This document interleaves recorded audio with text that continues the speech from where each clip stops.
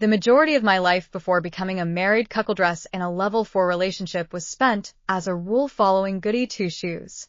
It wasn't because I thought I was better than everyone else, but instead because I had intense anxiety at the thought of doing something wrong.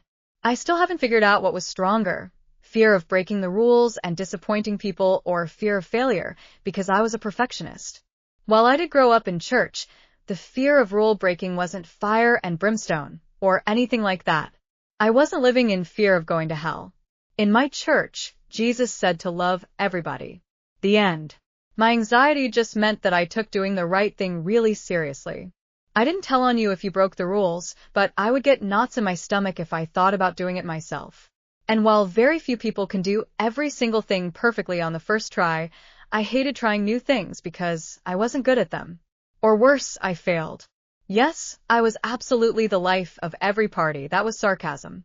Let's be honest, half the kids that drink are doing it to loosen up and relieve their own anxiety or forget something that bothers them. Unfortunately, I was diagnosed with seizures in junior high, so on top of the fact that drinking was illegal until I was 21, which would be breaking a rule if you're keeping up, now I couldn't drink because it could trigger a seizure. Personally, I was actually glad for the excuse because nobody gave me a hard time when I didn't want to drink. Because it's illegal until I'm 21. However, I am very much aware that sober me is not a lot of fun. I'm too concerned with safety to let anyone stand on the railing or jump over the bonfire, or any of the other dumb stuff people do when they're being teenagers. I'm also worried that I look weird when I'm dancing, so I'm only going to do that if the crowd is so large you can't see me.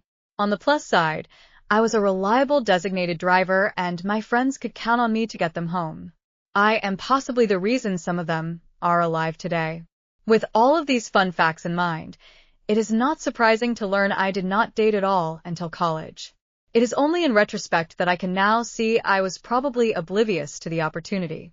But I swear that no one ever walked up to me, looked me in the face, and asked me out. Guys want to talk about how hard it is, that they have all of the responsibility to ask girls out, etc. My town had a social club, and I once asked 4 different boys to a dance before I found a date. I understand that it's hard when someone you like doesn't like you back. I've been there. But try asking multiple people to go to a dance with you, and having them all turn you down. My friends kept trying to explain why each of those guys didn't want to go to the dance. That it wasn't about me, specifically. It was hard to believe them. Today is a different story. Today, I've learned that I can get the attention I want from almost anyone I want. I enjoy myself so much more, and I'm not concerned with what anyone else thinks. It's been so freeing. I actually do get to have my cake and eat it, too. If you enjoy this series, please like and subscribe.